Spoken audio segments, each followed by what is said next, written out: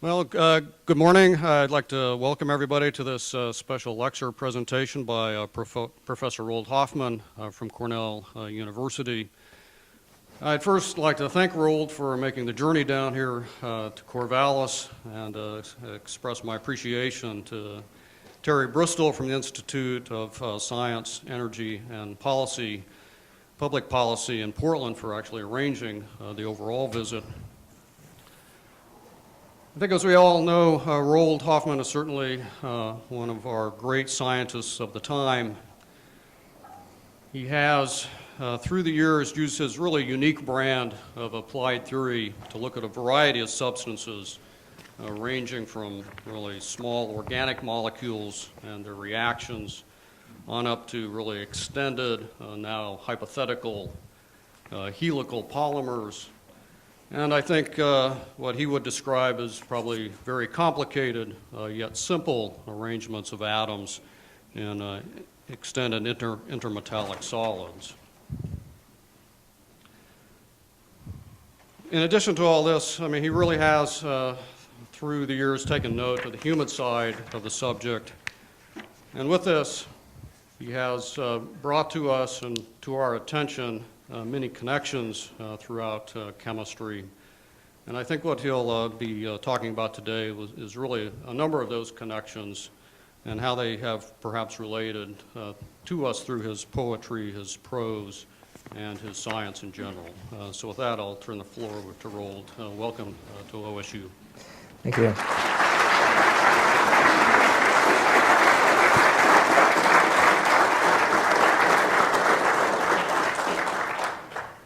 Thank you, Doug. Yes, this is not a usual chemistry talk, and I'm very glad to give it. It came out of being invited last summer to a symposium in Paris, celebrating something at American University in Paris, and it was a rather high kind of humanities-oriented symposium, the theme of language, lies, and ethics. And my friend Marjorie Aaron Safier, who invited me, she did invite two people with scientific background. The others were more consistent with the theme, but Evelyn Fox Keller and I were there. And so I was thinking of what I could say on that theme. I could imagine that I could talk about language, the way it's used in science, how it differs from the language of poetry, which is two things that I do. And also I could talk about another totally different thing, about about the claims of science to approach truth and how the standards of evidence in science differ, for instance, from the standards of those in the law. But instead I decided to take another tack, and that's what I want to do with you today, and that is to begin first by looking at storytelling in science. Clearly a process that's couched in language. And then the moral implications of narrative, of storytelling, will then take me into another place, and that is to ask what ethical lessons, if any, might emerge from normative science. So first about stories. Science tells some rollicking good stories. So why are scientists so unappreciative of the necessity of storytelling for the success of their own enterprise? Why do they beatify Occam's razor rather than the rococo inventiveness of their own hypotheses? Because they're afraid of just so stories. That Kipling-esque allusion points to one of science's historical antipathies. That's to the teleological, which is countered by a human proclivity for exactly that, the teleological, in the telling of scientific stories. I mean, you have a molecule that's made, and you know what the molecule is, and you have to invent a hypothesis for its making. There's nothing more driving you toward the necessity of that than seeing what you have at the end. But I think there's also a little bit more. There is a suspicion of the particularity of language when scientists are ideologically committed to infinitely paraphrasable universals.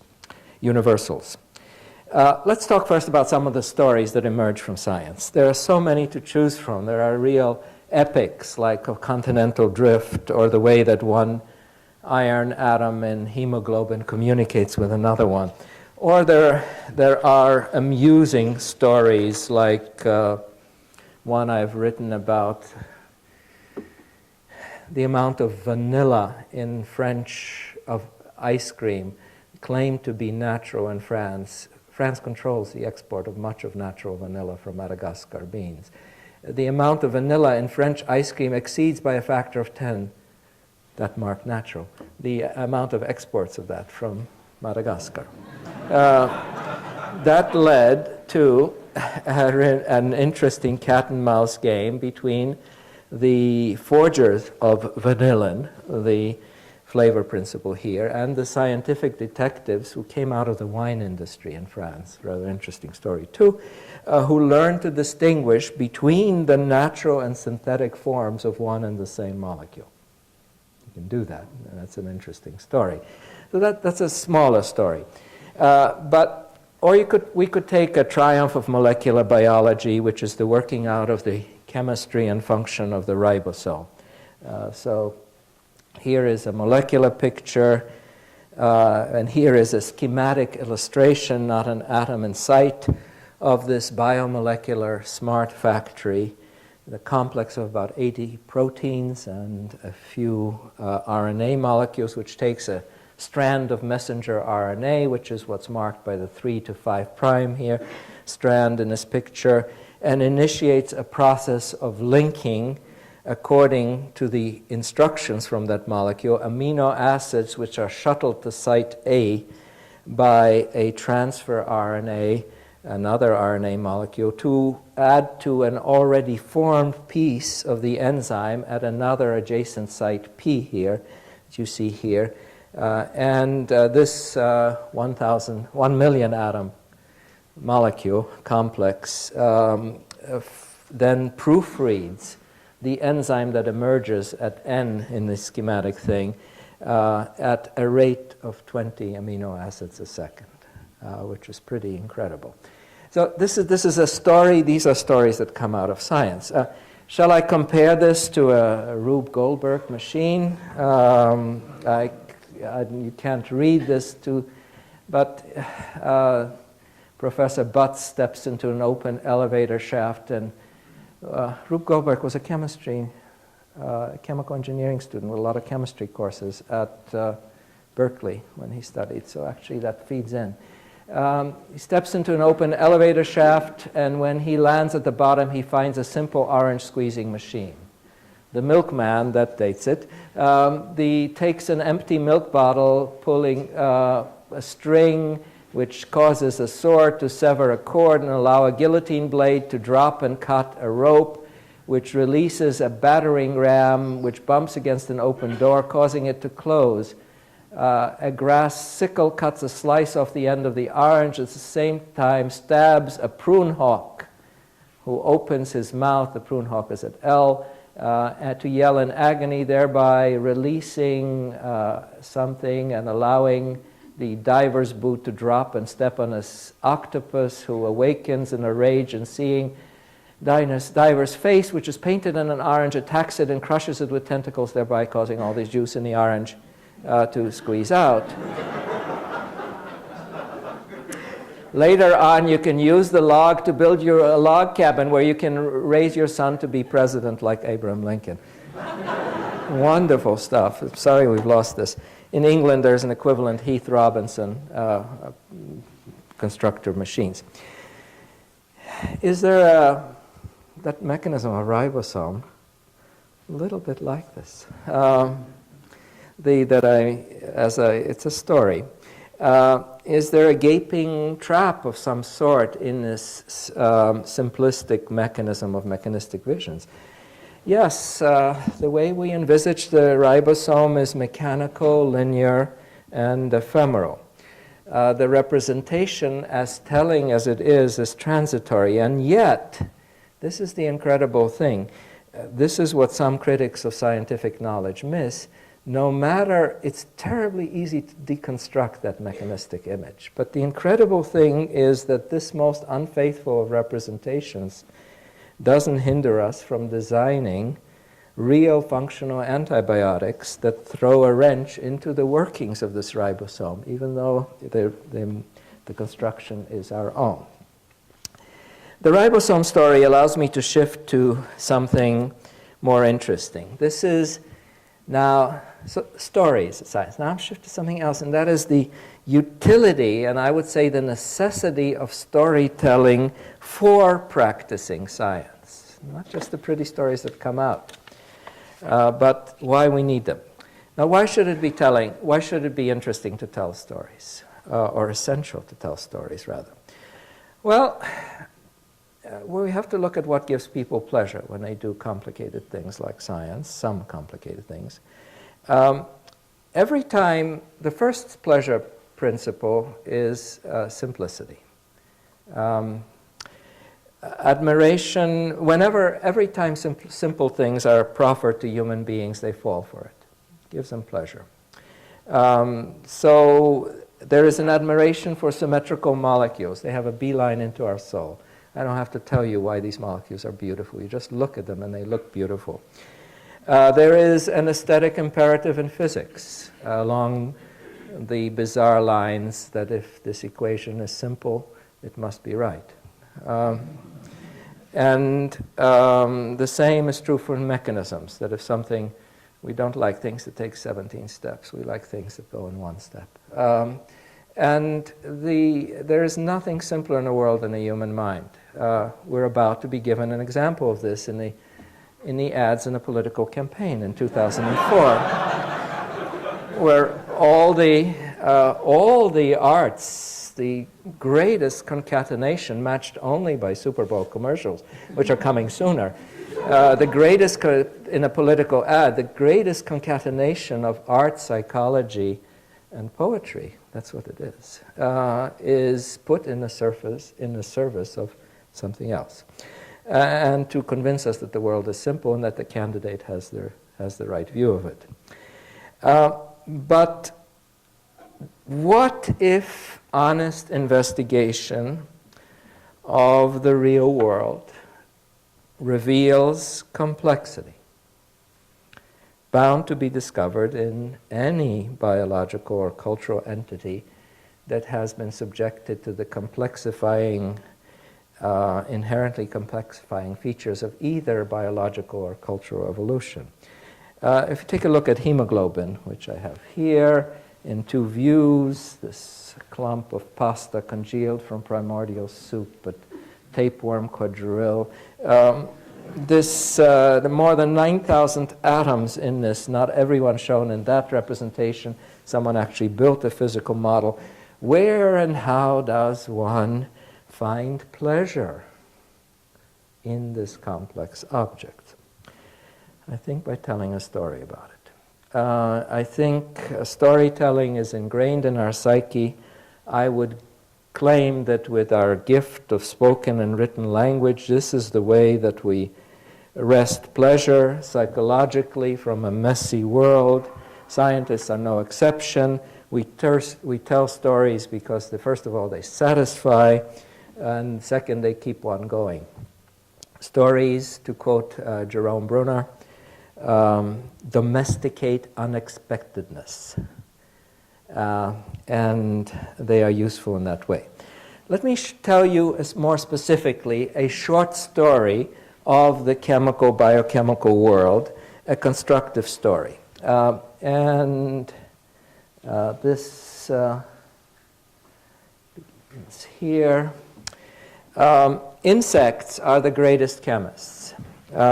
They use pretty simple chemicals in communication, mating, defense, and predation. In 1966, R.S. Berger identified the main pheromone of the cabbage looper moth that you see here in two manifestations. Let's see. He identified it as it's called a trichoplusiani, and he identified it as a rather simple molecule called Z7-dodecinoacetate. Doesn't matter. It's a molecule, what it is exactly. It's closely related to some of the fatty acids that in turn form some of the membranes in our living cells, in all living things. Now, those were when he identified it, that molecule, of which I don't have a picture, unfortunately, with me, everyone was very happy. Everyone, in fact, at that day that was the halcyon days of pheromone chemistry, what I'm talking about. Everyone was happy with the fact that the female of the species wafted one molecule that attracted the males in the right season, as they were with one gene for one trait. Now, 13 years later, another group of Bjostad et al. And Wendell Roelofs, this is a Cornell story in part, identified a second component that was especially important in close-range courtship behavior. So one thing pulled in the males far away. When they got closer, another molecule took over, so they knew where to go. Really stupid guys. Then the same group began to think through the biosynthetic relationships between those two molecules. Those molecules don't come out of nowhere. They're made. And the two molecules were somewhat different from each other, the one used in far range, close range. So they looked naturally at the relationship. And this is a complicated slide because it's taken from their paper. But what's plotted here is, for instance, the C12 to C18. It's a number of carbons in the chain of this molecule. And over here is plotted where the double bond. There's a double bond in this. You remember the story recently about trans unsaturated fats being now labeled? This has to do with fatty acids. There's a chemical reaction. The two molecules initially that they had are the two big bars there. Those molecules are related somehow. They traced the story of the relationship chemically, and they found at the end of the story, which came out about 5 years ago, that a blend of 6 components, 6 molecules, not 1, not 2, was necessary to elicit complete courting flights against the stiff breeze in a wind tunnel. They made it hard. Clearly, one needs 6 for sex. And this is the sort of funny thing. Would a human perfumer be surprised by this? Is a perfume a single molecule? That's what these are. So there's a story here of complexity, and but a story of the relationships here that is a story within science that allow them to do better science. This is what I'm talking about. Let me quote here John Polanyi, who's recently described the relationship between science and storytelling. Polanyi says, "Science is knowledge. It is only in the popular mind that it is, not science," he says scientia, he uses a Latin phrase here, "is knowledge. It is only in a popular mind that it is equated with facts. This is, of course, flattering, since facts are incontrovertible. But it also is the meaning, since facts are meaningless. They contain no narrative. Science, by contrast, is storytelling. That is evidenced in the way we use our primary scientific instrument, the eye. The eye searches for shapes. It searches for a beginning, a middle, and an end." The power of stories may, in fact, now come out of the quotation, indeed exceed that of facts. Let me quote here Walter Benjamin here. "The value of information does not survive the moment when it was new," Benjamin writes. "It lives only at that moment. It has to surrender to it completely and explain itself to it without losing any time. A story is different. It does not expend itself. It preserves and concentrates its strength and is capable of releasing it even after a long time." In telling the story of scientific discovery, we form a praiseworthy bond with literature and myth, all the other ways that human beings have of telling stories. Yes, there are times when the story has to be told simply. The fire engine sent the most direct route to the fire. But a world without stories is fundamentally inhuman. It's a world where nothing is imagined. And could a chemist be creative in such a world? Now I shift from storytelling, and about which I will write more, but in science, to morals growing out of stories. Almost every story has a moral, explicit or not.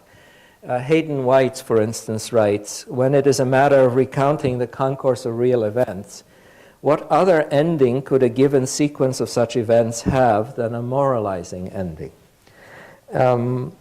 My friend, philosopher, and poet Emily Grossholtz notes perceptively that when we hear a story, we evaluate the agents and the action. Maybe this is because of the irrevocability of human action. It only happens once, so it better be good. And because of intentionality, we always do things for an end or a reason. The very choice of beginning and ending confers meaning. It's the end of the quote. In the endings that I've seen in scientific stories, more often in seminars than in papers, there is a curious mixture of celebration of the human achievement with serendipity co-opted to serve design. And there's a double kind of resacralization of the mundane of what has just been demystified. In a spiritual process that I find refreshing, awe is expressed at what happens in nature, or what human beings, usually the author, what human beings can do. And the mysteries as yet to be resolved are articulated. This is at the ends of seminars, with complete faith that they will be resolved. This has led me to think a little bit about the morality that emerges out of endings. But not only about that, but also the potential of the process of science for constructing ethics. And here I follow, half a century later, someone who was a landsman of mine in not just one way, Jakob Bronowski, but I follow it in a way which is much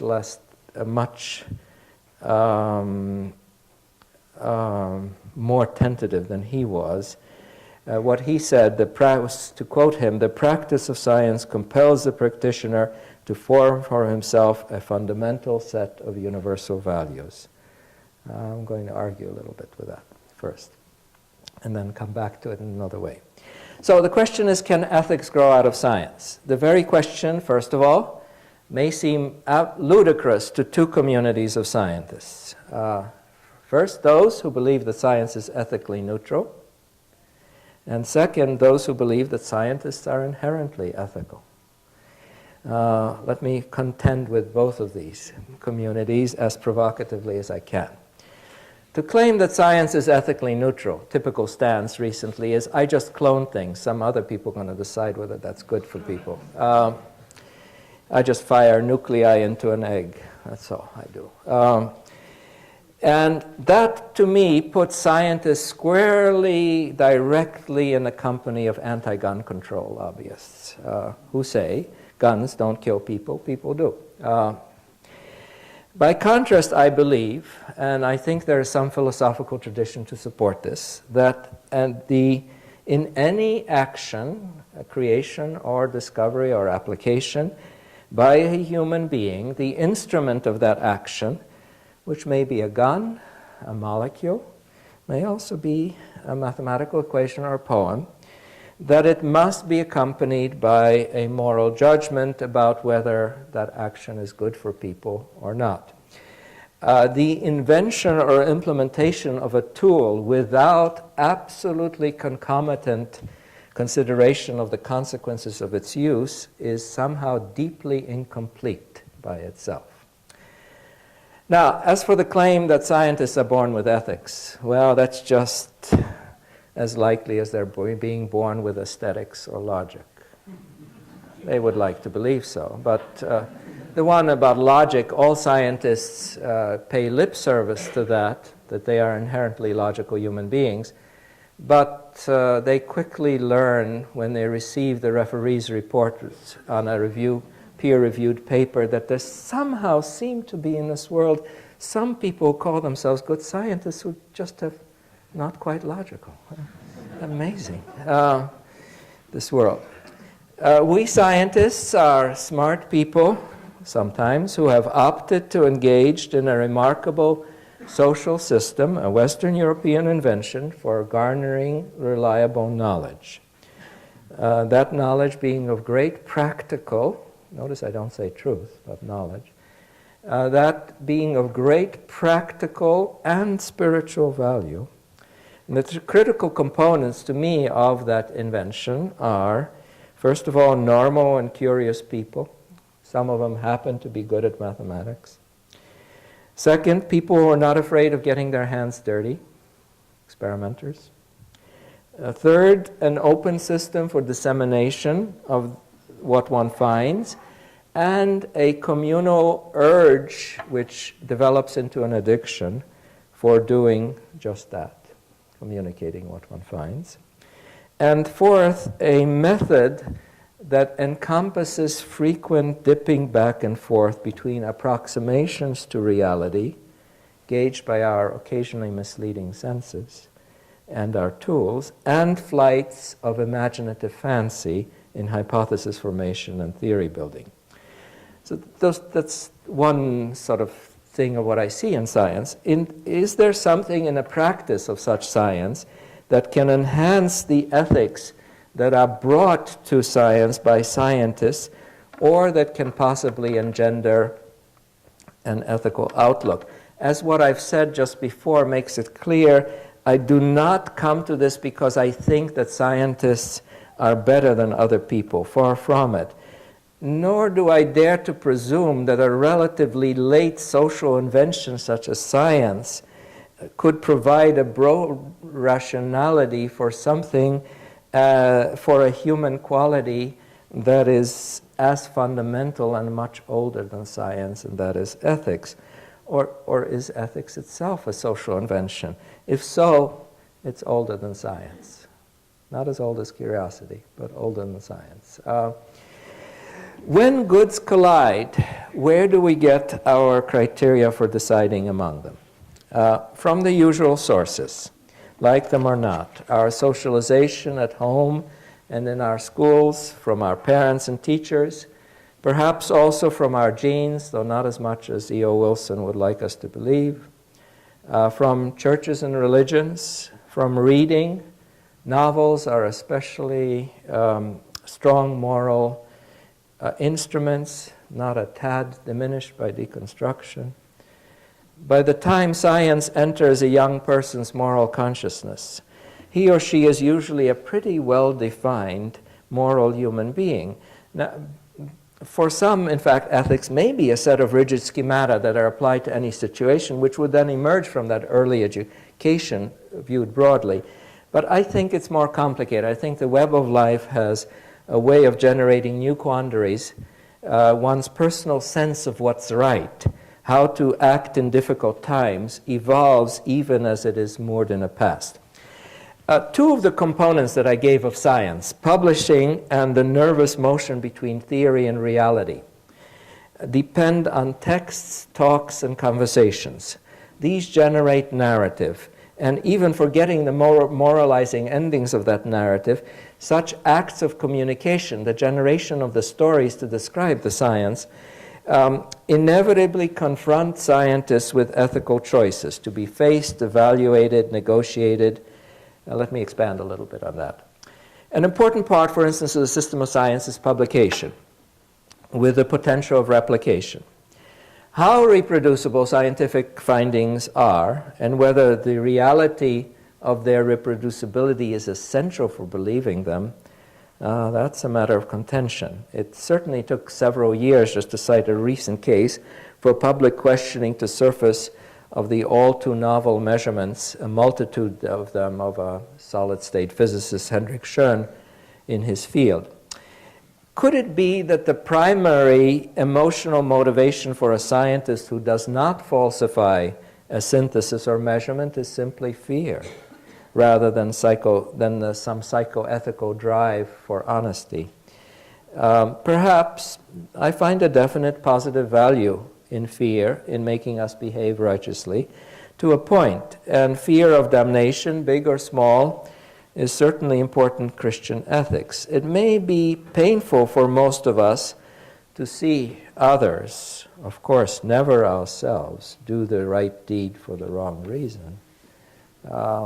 T.S. Eliot, Murder in a Cathedral. But I accept that the way that we are, the habit of truth, that's Bronowski's phrase, is formed in many ways. Ethics, I think, is like a limb that needs exercise to function.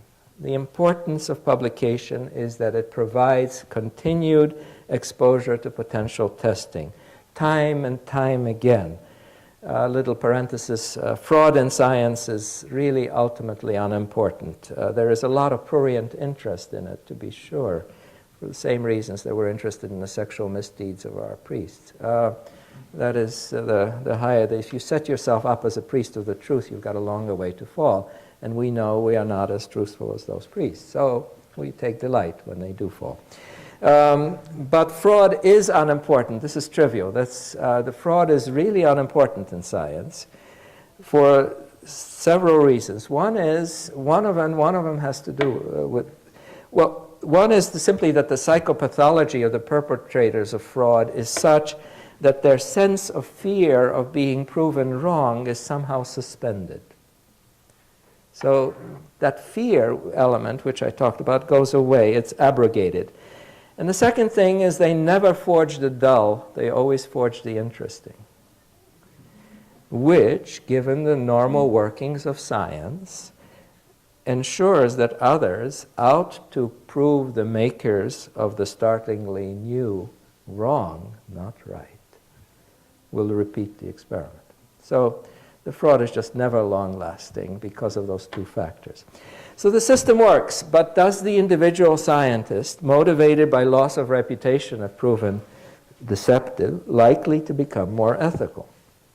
Well, a cynical viewpoint is that he or she will learn to sanitize, embroider, and manicure just enough to get away with what they can and pile on the hype.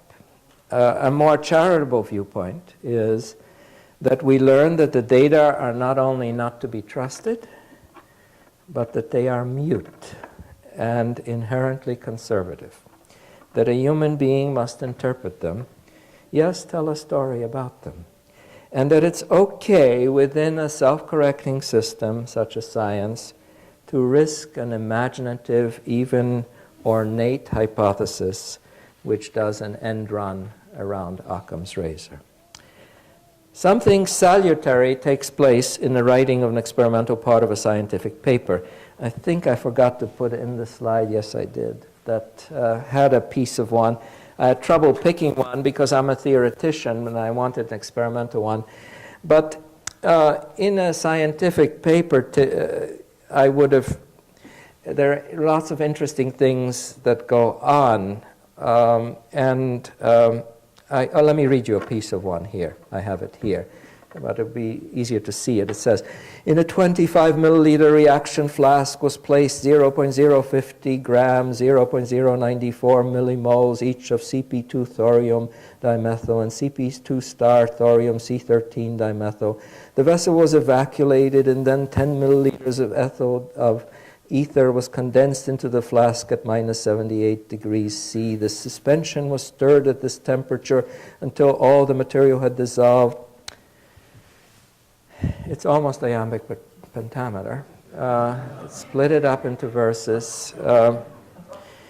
You see a report of what was done. Not the average run, but the best that was done. To be sure. It's there, the experimental part of a longer paper, for historical reasons, as evidence that it was done, that it can be done with details in principle reproducible by anyone. Well, maybe. But why give the evidence? Isn't there trust in a community? Aren't we all gentlemen? Or were, now that 35% of PhDs in chemistry are women. In citing another person's experimental or theoretical work, in talking about our own work, there's a similar wrestling match on. To cite is an act of trust, which can be also viewed, of course, as an act of mistrust. For by citing someone else without questioning the result, one is protected, should it be faulty. To say that the mistrust complicit in a statement of conditions of an experiment or citing someone else's work negates the trust overtly expressed by using the work, and that's all that there is to science, is to miss the fertile tilled orchard of science, the creation of molecules as well as frameworks of understanding. I'm talking here about the essential tension to which Thomas Kuhn, of which he wrote, between trusting and not trusting. I think writing an experimental part of a paper or reading it, someone else's text, not once but many times, and I've written 500 such papers, not untypical. This is an ethically productive action in which both subconsciously and overtly the issue of trust and mistrust are negotiated by chemists in the writing of a paper. The important word here is negotiated. The web of habitual description and citation subconsciously and explicitly forces the creator to confront some other. It is an inherently social web, built out of real and imagined interactions with human beings. In it are the makings of a gift economy and of empathy. In it are the makings of an ethical position. We talk about two other places where I see that in an interesting way ethics emerges from normative science. The first is the responsibility that I think is taught to us by first-time narratives, by first-time representations. I remember, for instance, when Fred Hawthorne, who's now at UCLA, came one 1961 day, so it's a long time ago, when I was a graduate student at Harvard, and he came and told us that he had made B12H12 2-, one of those beautiful symmetrical molecules shaped like an icosahedron. Nothing like it had been seen before. He described, and I remember it well, the properties of this molecule with evident and appropriate excitement. He knew instinctively that there was a story to be told about this molecule, and that it sufficed to tell it straight. Das Ding an sich was indeed beautiful enough. It was sacred even as it came into his profane hands. In another time, another place, Fred would have said it was given to him by the grace of God. In 1961, he called it serendipity.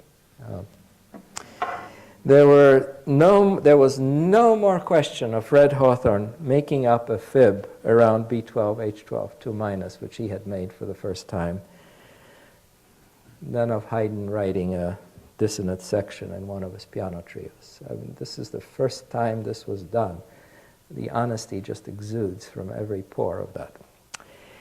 Much of what we do in science, of course, is to represent reality. Those representations, whether in language or not, are murky mirrors.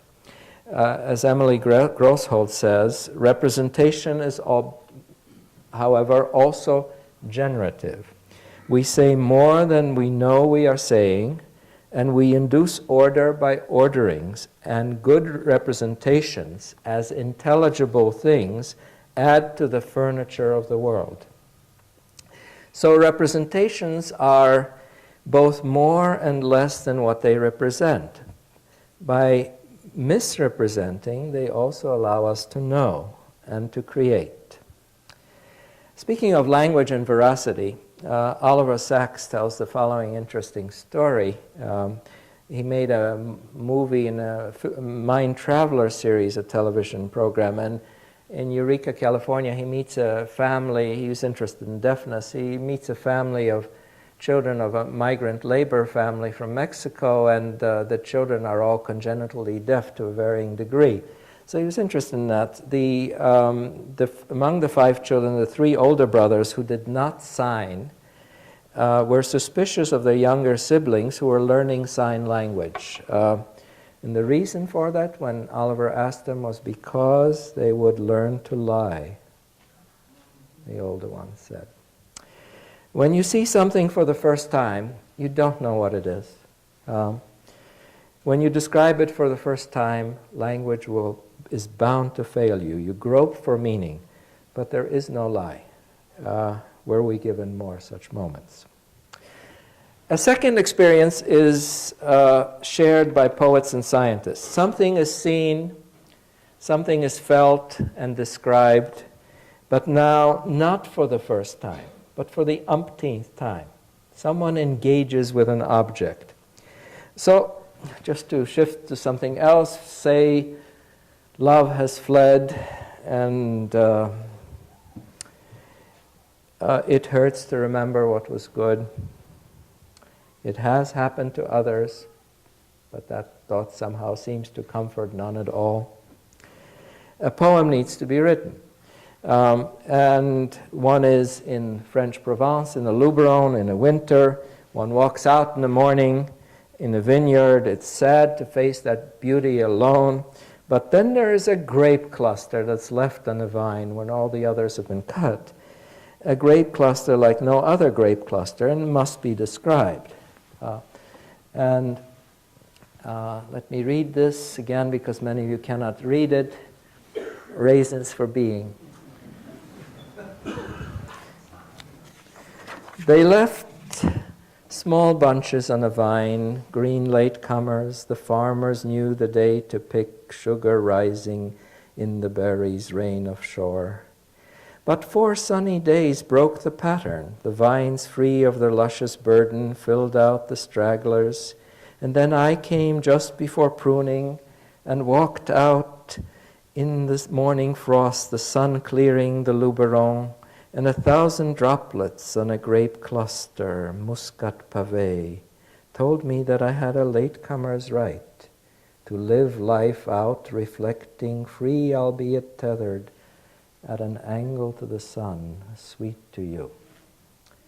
I describe, and I'm not sad any longer for a while. Elsewhere, there's a molecule that I see in a journal. I talk about it to one of my graduate students, Pradeep Gupta. It has its center, as you see at the top, in a gray and red center ring, a ring with 2 tins, those are the gray ones, and 2 nitrogens, which are the pink atoms in there. But as you see, the environments of the 2 tins, the gray atoms, are strikingly different. Why? Could it be because of the different substituents on it? The chemical shrubbery that hangs off the tin atoms? No, it turns out that in the computer, the molecule with all the substituents identical, if there were just those purple iodine atoms around it instead of the other things, that also has exactly the same geometry. 'Tis a puzzlement, as Yul Brynner would say, a great cultural reference of our time. And one could exchange the environments of the 2 tins. Could one exchange the environments of the 2 tins, as you see in that little shuffle down at the bottom of here? By a little motion through a more symmetrical middle point, could one exchange their environments? We calculate the way that the electrons move in this molecule, their orbitals, orbits writ large, and we reason out a reason, because that's our métier. There's a story to be told. I tell it as well as I can. As well as I can. The language that I use to tell the story is the language of science, which is not the language of poetry, which you saw previously. at least not much of the time. For instance, there's no premium on ambiguity in science, but that the word mean two things and sound like five other things, well, that's the stuff of poetry. What science and poetry share, even though they parted company, it seems centuries ago, is a certain honesty to the singular determinate object.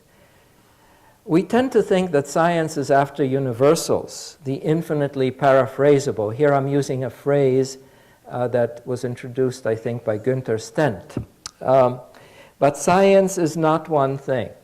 And maybe chemistry is different. We really build shape and motion in chemistry and reaction on specific, variably persistent groups of atoms. Trends matter, general theories less, and individual molecules examined up close, most of all. Craving understanding, we somehow sort of move around, circle around the objects of our affections. In love with particulars, with the thingness of things, just the thingness of this powder, with just that shade of turquoise, we study it. Here's what William Blake says. He who would do good to another must do it in minute particulars. General good is the plea of the scoundrel, hypocrite, and flatterer. For art and science cannot exist but in minutely organized particulars. And Archie Ammons, an American poet for whom art and science were not separated, says this. I'll just read. I'll read just a small section of this, just the end section of a beautiful poem, early poem hymn. He says, I walk down the path, down the hill where the sweet gum has begun to ooze spring sap at the cut, and I see how the bark cracks and whines like no other bark, Casmol to my aunt's soul running up and down. And if I find you, I must go out deep into your far resolutions. And if I find you, I must stay here with the separate leaves. 15 million of the 20 million or so known chemical compounds are white crystalline powders. I give you 4 vials, all white powders. One is sugar, one is salt, one is penicillin, one is tetrodotoxin, the molecule that makes the fugu pufferfish poisonous. Are you going to play Russian roulette with these? Your body knows the difference. The difference in its definition by the fallible powers of our mind and hands is as beautiful as it's essential. The description of difference is one task that the scientist does as well as it can be done. So we look at things closely. This is what I mean by honesty to singular objects. Does the ethical bent that I like to see inherent in the precision of language that is sought by scientists and poets make scientists and poets better human beings? I don't think so. No more that it improves those who professionally lead the considered life, teaching ethics courses. The ethical impulse is strong, inherently human. It can be suppressed, most noticeably by crowds and power, to use Elias Canetti's phrase. And remarkably enough, interestingly, it can sometimes be suppressed by the flush of first creation. I'm thinking here of specifically of the susceptibility of some saints, not the sinners, of people like Beta and Sakharov, of people like Lowell and Sexton in poetry. Ethical teaching, sometimes terrible things are done in the flush of creation. Ethical thinking can be awakened, if it needs to be reawakened, by consideration of whether a molecule can harm by advances in reproductive technology, and just what one can or cannot do in writing a historical play, and whether a poem hurts a lover or not. Even a soap opera can teach ethics. We should be grateful for these little or big prods to ponder ethical choice. It doesn't mean we're necessarily better for doing so. I want to make a final point that returns us to our cultural roots. The tree in the Garden of Eden, of our primeval cultural religious narrative, was the tree of knowledge of good and evil. I take the Eitz Hadat Tov V'Ra as the tree of ethics. Ethics is not a word in ancient Hebrew. And I also take it as the first link between science, narrative, and ethics. Let me bypass the question of why a just God would put ethics out of reach by telling people not to eat of that tree. He did. And continuing in this slightly, mildly unrespectful midrash, and here I'm following similar things have been said by Zygmunt Bauman, by Jean-Pierre Wills, and most recently by Leon Kass. Is not Adam's and Eve's transgression implicit in the tale, serpent or no serpent? Without it, there would be no narrative. There would be no story of humankind. We'd still be between the four rivers east of Eden. Even before the eating of the fruit, and the rabbis have a good time discussing whether it was wheat, grapes, or the fig, with no apple in sight. No pomegranate either. Eve makes a decision. Here's what it says. When the woman saw that the tree was good for eating and a delight for the eyes, and that the tree was desirable as a source of wisdom, she took its fruit and ate. I'm going to read that again. This is the verse just before, in Breshit, Genesis, just before the eating.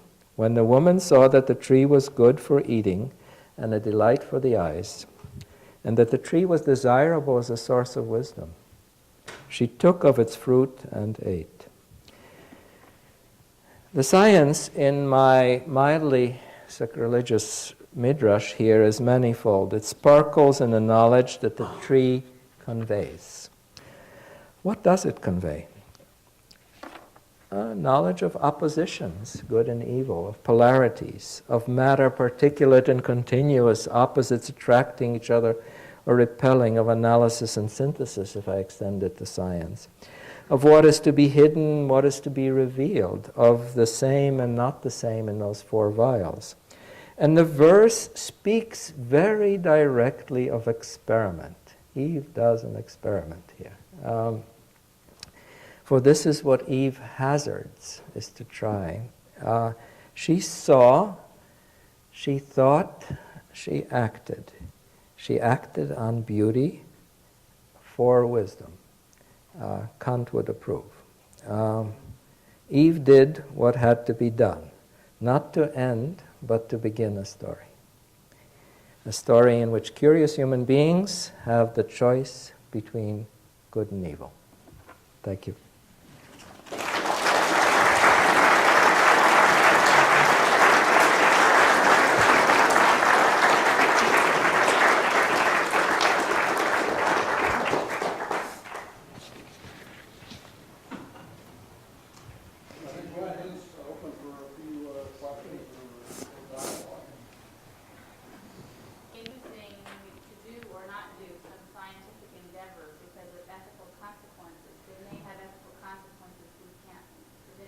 Yes. Yes. So there are many questions. One question is, there some research one should not do? That wasn't what you asked. But what happens sometimes is that people in goodwill make the ethical judgment that, for instance, a drug, to be specific, is not harmful as the best that they know, and then someone else uses it for something else. And turns out, despite that ethical judgment, that it turns out to hurt people. So what responsibility do they have? The question can be put on a legal aspect. The answer is probably none on a legal Einstein is not responsible for E equals mc squared for the atomic bomb, whether you think the atomic bomb is good or not. But then there is another question as to what extent is the person responsible in his or her own mind. That's in itself a complicated question, because people, we all know people who take more blame than they should on events turning out. And there are some who take less. All in all, in that situation, we enter, and scientists no different, we enter the conditions of Greek tragedy. That is, Agamemnon killed a man, but he didn't know who that man was. And there is no easy answer in this. It has to be evaluated case by case, in discourse with other people. Back, Terry. One of my concerns in the curriculum of the sciences is the lack of history of the field, and as somebody put it, so that the current student understands his or her moment in history of this. And I've always been concerned, and it seemed to be a major failing of the current curriculum design, that the students come out without any real sense of their place in the story of their field, and of how that field fits into orchestras. It's a problem. It's exacerbated by the fact that science is so persistently tied to the cult of the new,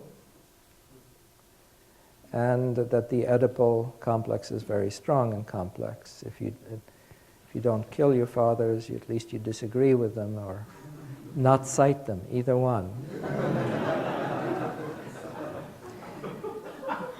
It's rare that in the drafts by my co-students that I would find a reference going back more than 5 years ago. It's as if the world was created when the journals were digitized. That's part of the story. So, what is one to do? It's also what is one to do in the historical. I do believe it's important. I myself am drawn to it all the time. I have to resist the temptation not to delve into those things.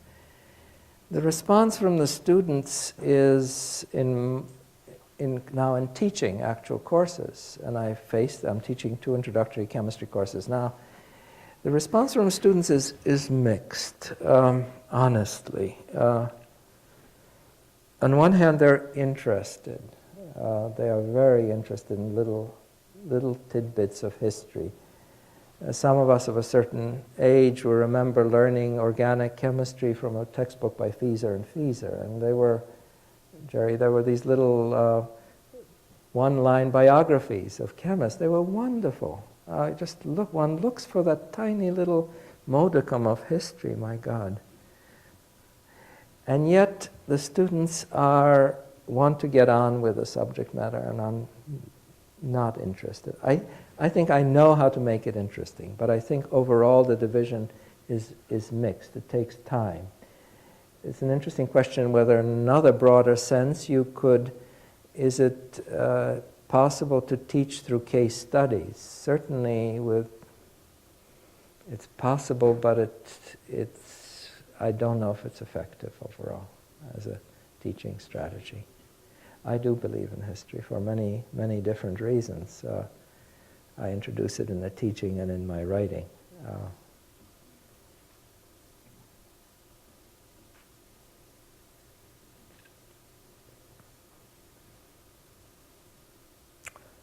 Well, I don't seem to have any more questions. Thank you very much, Doug.